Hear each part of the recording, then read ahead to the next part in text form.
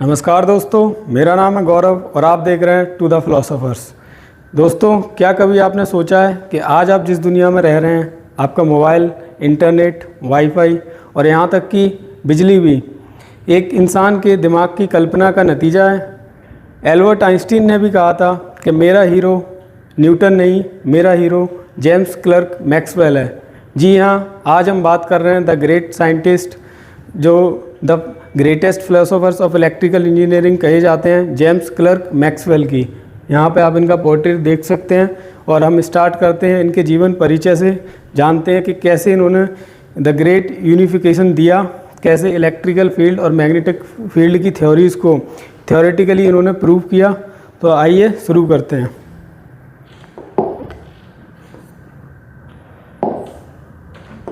यहाँ आप देख सकते हैं, यही है हमारे महान वैज्ञानिक जेम्स क्लर्क मैक्सवेल, जो कि एक बहुत बड़े गणितज्ञ भी थे। इनका जन्म एडिनबर्ग सन 1881 स्कॉटलैंड में हुआ और ये एक बहुत ही बड़े मैथमेटिशियन थे। इन्होंने अपना पहला पेपर 14 वर्ष की आयु में ही लिख दिया और सबमिट कर दिया। ये अपना गुरु माइकल फैराडे को मानते थे और बिलीव करते थे कि जो उन्होंने लाइंस ऑफ फोर्स की थ्योरी दी थी, जो हमने अपने पिछली वीडियो में डिस्कस करी थी, उस पर ये बिलीव करते थे और इन्होंने उस पर अपने थ्योरेटिकल वैल्यूज़ भी दी। तो चलिए देखते हैं कि कैसे इन्होंने अपने थ्योरेटिकल वैल्यूज़ को दिया। स्टार्ट करते हैं। तो हम बात करेंगे कि कैसे मैक्सवेल ने गॉस, माइकल फैराडे और एम्पियर की जो एक्सपेरिमेंटल फाइंडिंग्स थी उनको यूज़ करके कैसे उन्होंने अपनी इक्वेशंस दी। हम जानते हैं कि गॉस के लॉ क्या थे। गॉस के दो लॉ थे, एक इलेक्ट्रिसिटी के बारे में, एक मैग्नेटिज्म के बारे में। यहाँ आप देख सकते हैं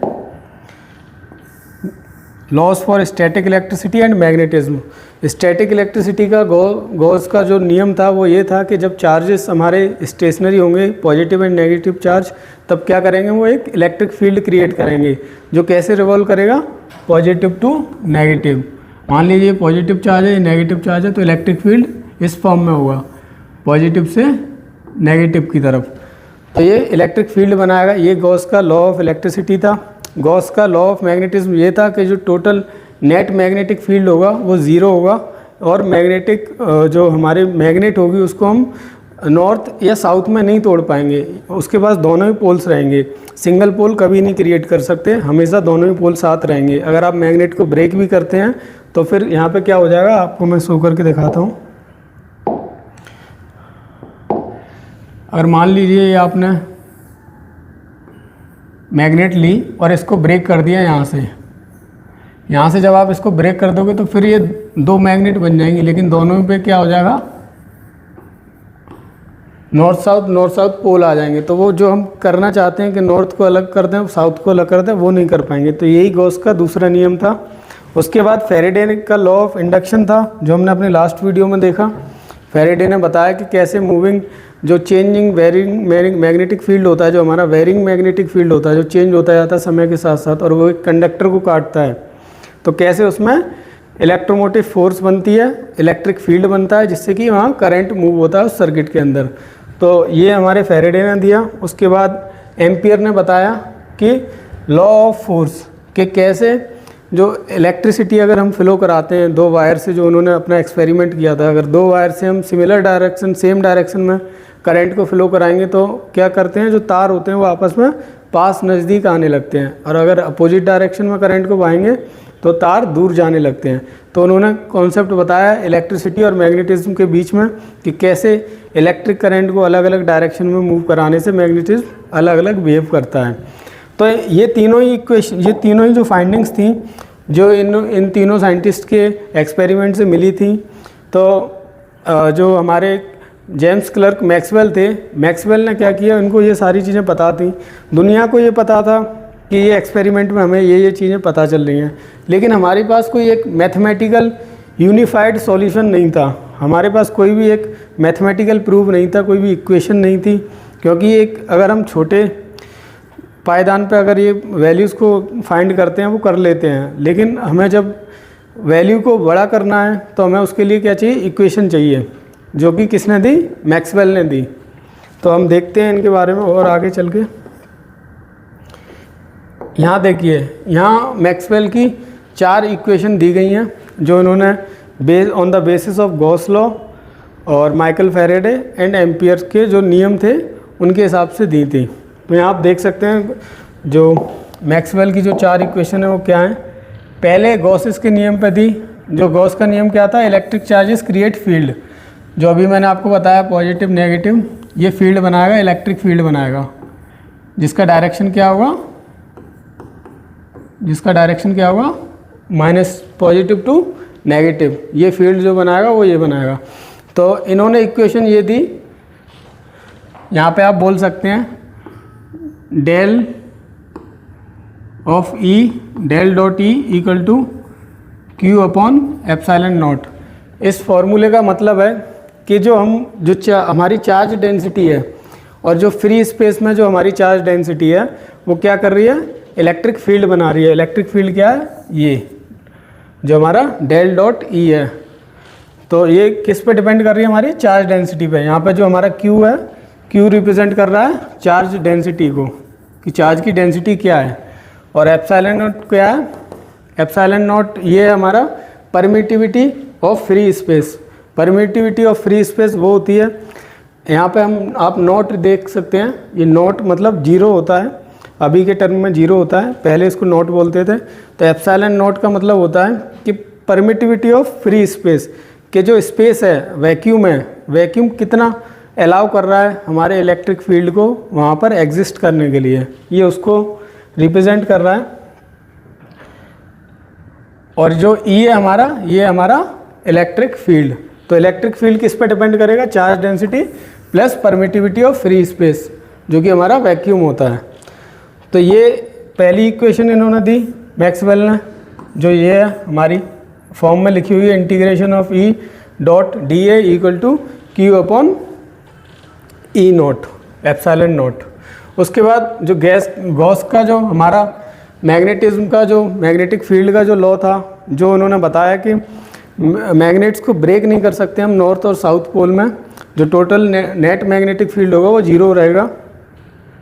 there are no magnetic monopoles, मतलब जो अभी मैंने आपको दिखा दिया था कि अगर हम इस मैग्नेट को ब्रेक करते हैं, अगर ब्रेक भी कर देंगे तो ये क्या कर लेगा, 2 मैग्नेट्स बन जाएंगी और दोनों ही क्या हो जाएंगी, दोनों ही में 2-2 पोल आ जाएंगे, नॉर्थ साउथ। आप इनडेफिनेटली अगर इनफाइनाइटली अगर इसको आप तोड़ते रहेंगे तो ये इनफाइनाइटली अलग अलग पोल्स क्रिएट होते रहेंगे, लेकिन एक सिंगल पोल नहीं बनेगा। तो यही जो गॉस का नियम था दूसरा था। और इसमें इन्होंने अपनी इक्वेशन दी, वो इक्वेशन थी del dot B is equal to 0। जो मैग्नेटिक फील्ड रहेगा टोटल वो क्या रहेगा, 0 रहेगा। मतलब वहाँ पे जो सिंगल पोल्स का कोई मैग्नेटिक फील्ड होगा ही नहीं। अगर मैग्नेट को आप सोचो कि ब्रेक करके एक पोल का कोई मैग्नेटिक फील्ड बन जाएगा, वो नहीं बनेगा। मैग्नेटिक फील्ड एग्जिस्ट करने के लिए क्या होना चाहिए, 2 पोल्स होने चाहिए, क्योंकि मैग्नेटिक फील्ड कैसे होता है, नॉर्थ से साउथ की तरफ जाता है।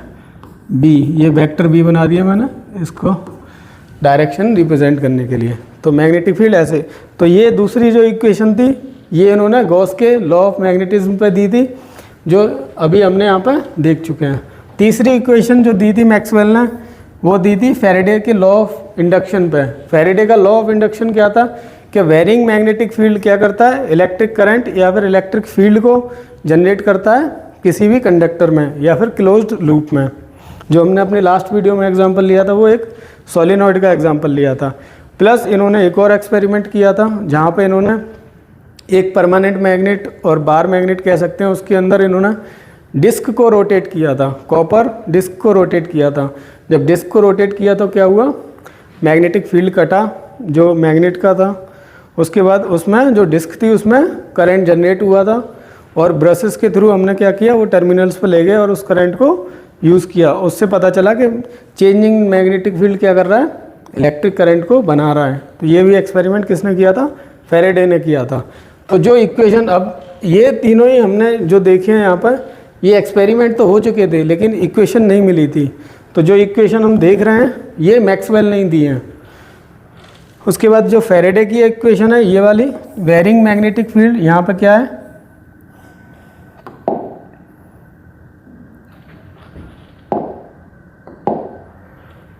यहाँ पे क्या है, del dot E is equal to minus D phi B upon D T. यहाँ पर क्या हो रहा है, वेरिंग मैग्नेटिक फील्ड क्या बना रहा है, इलेक्ट्रिक फील्ड बना रहा है। और जो नेगेटिव साइन है यहाँ पे आप देख रहे हैं, ये रिप्रेजेंट कर रहा है opposite direction of the created magnetic field. जो मैग्नेटिक फील्ड बनना है वो इलेक्ट्रिक फील्ड के अपोजिट डायरेक्शन में होगा, वो रिप्रेजेंट कर रहा है। सॉरी, जो इलेक्ट्रिक फील्ड बनना है, यहाँ पे हम इलेक्ट्रिक फील्ड की बात कर रहे हैं। जो इलेक्ट्रिक फील्ड बनना है वो क्या होगा, अपोजिट डायरेक्शन होगा जो मैग्नेटिक फील्ड उसको बना रहा है उसके। तो ये भी इक्वेशन ये किसने दी, मैक्सवेल ने दी। और किसके एक्सपेरिमेंट के बाद दी, माइकल फैराडे के एक्सपेरिमेंट के बाद दी।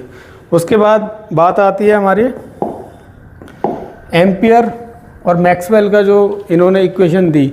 एम्पियर ने क्या बताया था, जो मैं अभी आपको बता चुका हूँ कि दो वायर लिए थे उन्होंने, और उनमें से करंट जब बहाया था सेम डायरेक्शन में था तो वायर पास आ रहे थे, अपोजिट डायरेक्शन में था तो वायर दूर जा रहे थे। तो यहाँ पे उन्होंने वही इक्वेशन लिखी मैक्सवेल ने, जो कि हमारी थी del dot B is equal to mu naught J, यहाँ पे मैं आई को जे कंसीडर कर रहा हूँ, plus epsilon naught D phi E upon D T.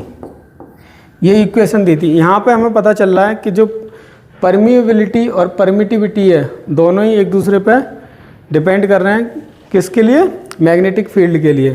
तो जो मैग्नेटिक फील्ड बनना है वो किस पे डिपेंड कर रहा है, एक तो चार्ज डेंसिटी जो आई है यहाँ पर वो, और यहाँ पर जो जे है वो हम इसी टर्म में समझ लेते हैं जो उन्होंने लिख रखा है। जैसे कि ये मैग्नेटिक फील्ड, जो मैग्नेटिक फील्ड की वैल्यू रहेगी वो किस पे डिपेंड करेगी, एक तो चार्ज डेंसिटी पे जो आई है उस पर, एक परमिटिविटी जो ई नॉट है, एप्सिलॉन नॉट है उस पर, एक म्यू नॉट क्या है, परमिएबिलिटी और फ्री स्पेस। मतलब इसमें दोनों ही फैक्टर आ गए, मैग्नेटिक फील्ड के लिए परमिएबिलिटी आ गई और इलेक्ट्रिक फील्ड के लिए परमिटिविटी आ गई जो एप्सिलॉन नॉट है। और वेरिंग जो हमारा फ्लक्स होगा, इलेक्ट्रिकल फ्लक्स होगा वो। तो ये सारी चीज़ों पर क्या डिपेंड कर रहा है, हमारा मैग्नेटिक फील्ड डिपेंड कर रहा है। तो ये इक्वेशन इन्होंने किस पे दी, एम्पियर की फाइंडिंग्स के ऊपर। Moving charge plus changing electric field creates B. मतलब जब चार्ज मूव कर रहा हो, करंट मूव कर रहा हो और इलेक्ट्रिक फील्ड मूव हो रहा हो, जो हमने कंडक्टर का जो मैंने अभी आपको एग्जांपल दिया, जो यहाँ पर अगर आप कंडक्टर 1 और कंडक्टर 2 लेते हैं, इसमें से करंट बहाते हैं, तो यहाँ क्या होगा, सेम डायरेक्शन में ये एक दूसरे को अट्रैक्ट करेंगे। मतलब ये साथ के साथ चार्ज मूव कर रहा है, इलेक्ट्रिक फील्ड वेरी कर रहा है, तो वो दोनों ही क्या हो गए, मूविंग चार्ज भी है, इलेक्ट्रिक फील्ड भी है। तो वो क्या बना रहे हैं, एक तरीके से मैग्नेटिक फील्ड बना रहे हैं, जिसकी वजह से ये आपस में पास जा रहे हैं। उसके लिए इन्होंने ये इक्वेशन दी थी कि इस इक्वेशन पे ये इस तरीके से इनके अंदर जो वैल्यू होगी मैग्नेटिक फील्ड की वो इस फॉर्मूले से आएगी।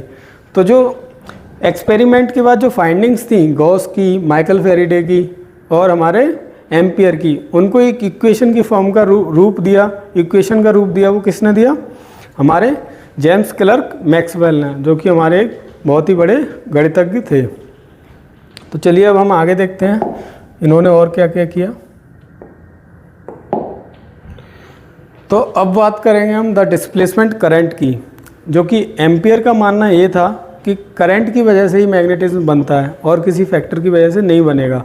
लेकिन मैक्सवेल ने क्या सोचा कि अगर ऐसा नहीं है, अगर मैग्नेटिज्म की वजह से इलेक्ट्रिक फील्ड बन सकता है जो कि करंट का बनने का कारण बनता है, तो हमारा क्या होगा, हमारे इलेक्ट्रिक फील्ड की वजह से भी मैग्नेटिज्म बन सकता है। तो उन्होंने ये सोचा और उन्होंने कॉन्सेप्ट दिया डिस्प्लेसमेंट करंट का।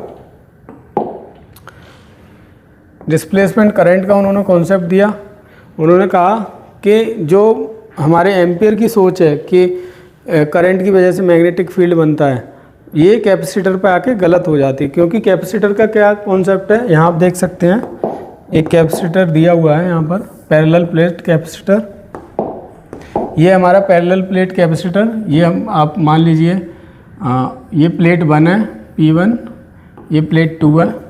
यहाँ पे क्या करा है हमने, करंट को बहाया है, मीन्स ये पॉजिटिव हमारा बैटरी है, ये सोर्स है, सोर्स से यहाँ पे जो हमारा करंट हम दे रहे हैं इसमें ये पॉजिटिव साइड से मूव कर रहा है करंट, तो इस पर क्या आ जाएगा, हमारा पॉजिटिव चार्ज आ जाएगा इस प्लेट पे पॉजिटिव चार्ज आ गया, इस प्लेट पे हमारा नेगेटिव चार्ज आ जाएगा। तो इन्होंने क्या ऑब्ज़र्व किया कि जो इलेक्ट्रिक फील्ड यहाँ पर चेंज हो रहा है, जब हम प्लेट 1 में जब हम इनको सर्किट कंप्लीट कर रहे हैं और इसको करंट प्रोवाइड कर रहे हैं, तो यहाँ पर चेंज इन इलेक्ट्रिक फील्ड हो रहा है। यहाँ पे आप इलेक्ट्रिक फील्ड लाइन देख सकते हैं, ये वेरिंग इलेक्ट्रिक फील्ड लाइंस हैं, जिनकी वजह से क्या हो रहा है, मैग्नेटिक फील्ड बनना है। जो बी से आप ब्लू लाइंस देख सकते हैं, मैग्नेटिक फील्ड बनना है चेंज इन इलेक्ट्रिक फील्ड की वजह से। तो यहाँ इन्होंने बताया कि कैपेसिटर के केस में यहाँ हम डायरेक्टली करंट से मैग्नेटिक फील्ड नहीं बना रहे, हम बना रहे हैं चेंज इन इलेक्ट्रिक फील्ड से।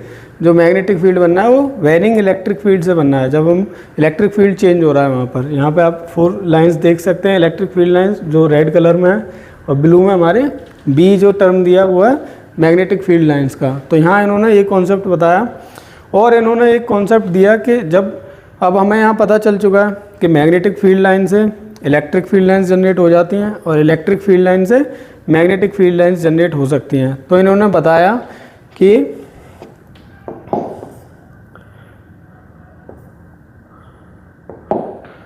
तो इन्होंने फिर एक कॉन्सेप्ट दिया जिसको इन्होंने कहा था सेल्फ सस्टेनिंग वेव। यहाँ आप एक वेव देख सकते हैं, सेल्फ सस्टेनिंग वेव, जो अभी हम पढ़ रहे थे कि कैसे इलेक्ट्रिक फील्ड हमारा मैग्नेटिक फील्ड बना रहा है और कैसे मैग्नेटिक फील्ड इलेक्ट्रिक फील्ड बनाता है। तो जब आपस में एक दूसरे को बना रहे हैं तो ये क्या कर सकते हैं, इन्होंने कहा कि ये एक लॉन्ग डिस्टेंस तक ट्रैवल कर सकते हैं, इनफाइनाइटली ट्रैवल कर सकते हैं, एक साथ ट्रैवल कर सकते हैं। उस वेव, इन्होंने उसको टर्म दिया वेव, एक वेव की फॉर्म में टर्म, एक लहर की तरह, ऐसे करके लहर की तरह जो मैग्नेटिक और इलेक्ट्रिक फील्ड है वो क्या कर सकता है, ट्रैवल कर सकता है। जो यहाँ पे आप देख सकते हैं ये हमारा मैग्नेटिक फील्ड है बी, और जो रेड में है वो इलेक्ट्रिक फील्ड है। ये आपस में परपेंडिकुलरली एक वेव बनाते हुए जा रहे हैं, आपस में एक दूसरे को बनाते हुए आगे की तरफ बढ़ते जा रहे हैं। तो एक इन्होंने ये कॉन्सेप्ट दिया, उसको नाम दिया वेव। फिर इन्होंने इसी वेव के कॉन्सेप्ट में इन्होंने बोला कि जो हमारी लाइट होती है, जो प्रकाश होता है, वो भी एक तरीके का क्या है, वेव है।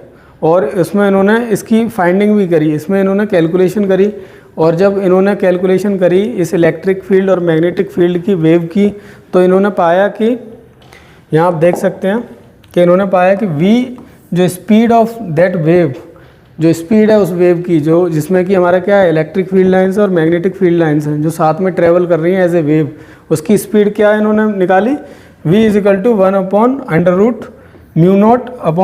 1/√μ0 इंटू एप्सिलॉन नॉट। तो इन्होंने परमीबिलिटी और परमिटिविटी दोनों को ही मल्टीप्लाई कर दिया, और इन्होंने ये स्पीड जो निकली इनकी वो आई थी अराउंड 3 लाख किलोमीटर पर सेकंड, जिसको अगर हम कन्वर्ट करते हैं तो बन जाता है 3 × 10⁸ मीटर पर सेकंड, जो हमारा क्या है, जिसको हम सी भी बोलते हैं, सी जो है हमारी स्पीड ऑफ लाइट।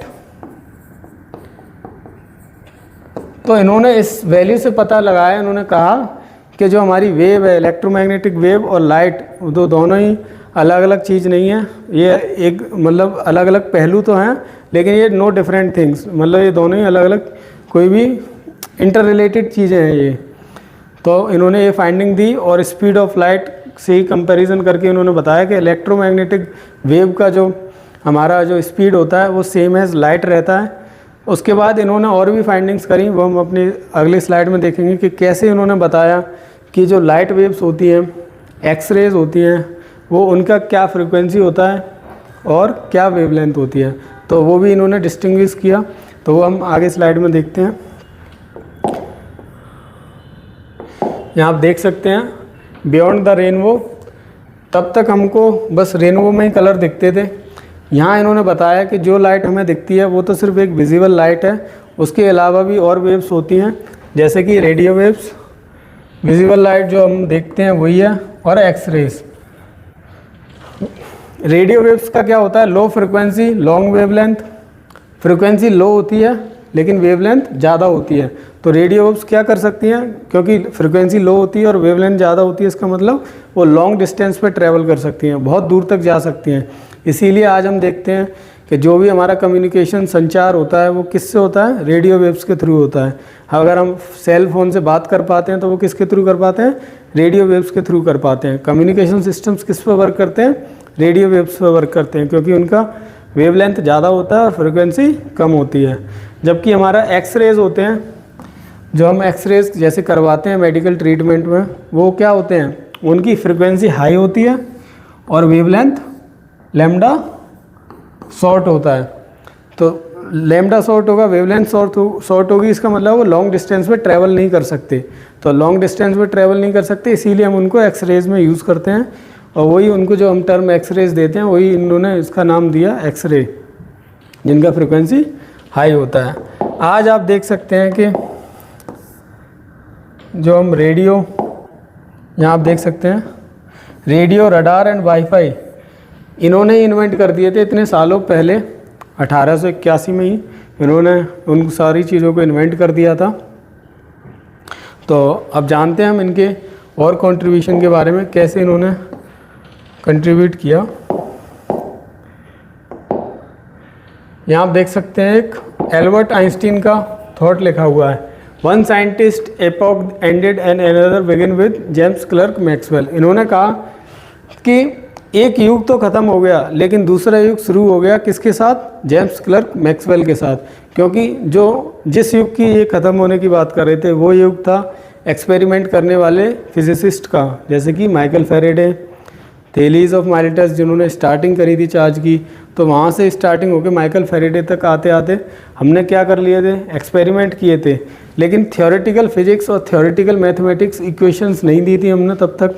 वो कहाँ से स्टार्ट हुई, हमारी जेम्स क्लर्क मैक्सवेल से स्टार्ट हुई। तो जेम्स क्लर्क मैक्सवेल ने क्या किया, स्टार्टिंग ऑफ मैथमेटिकल कैलकुलेशंस करी और हमको इक्वेशंस दी, जिनसे हम आज कैलकुलेशंस कर सकते हैं और कम्युनिकेट कर सकते हैं।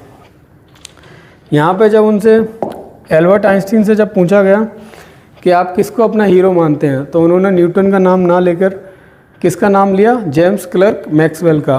और जैसा कि मैं आपको बता चुका हूँ, एल्बर्ट आइंस्टीन अपने कमरे में 3 फिजिसिस्ट की फ़ोटोज़ लगाते थे, जिनमें से एक हमारे जेम्स क्लर्क मैक्सवेल थे, एक माइकल फैराडे थे और तीसरे ईसाक न्यूटन थे।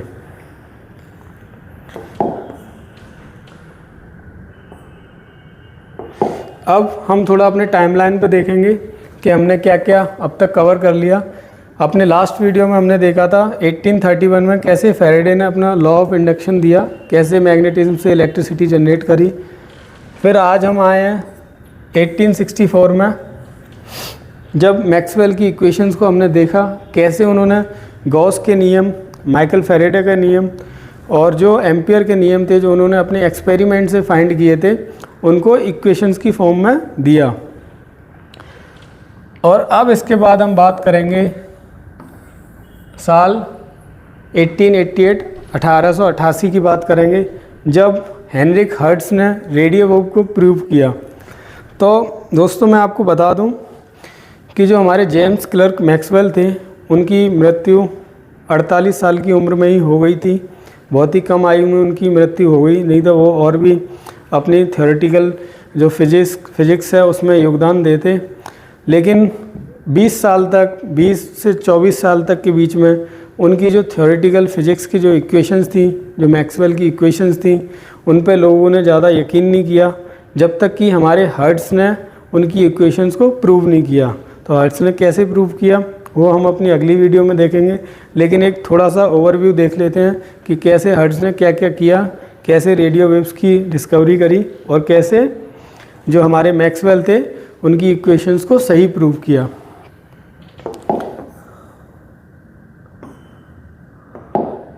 यहाँ आप देख सकते हैं ये हमारे हेनरिक हर्ट्ज़।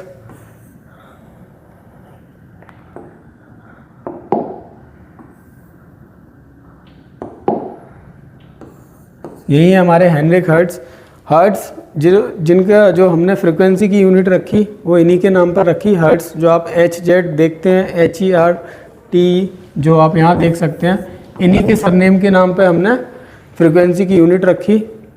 और इन्होंने क्या किया, इन्होंने 1887 में 1887 में प्रूव किया कि जो हमारे मैक्सवेल ने इक्वेशंस दी थी वो करेक्ट थी, और इन्होंने दुनिया का पहला रेडियो बनाया मतलब दुनिया पहली बार देख पाई कि कैसे कम्युनिकेशन हो सकता है 2 डिवाइसेस के बीच में।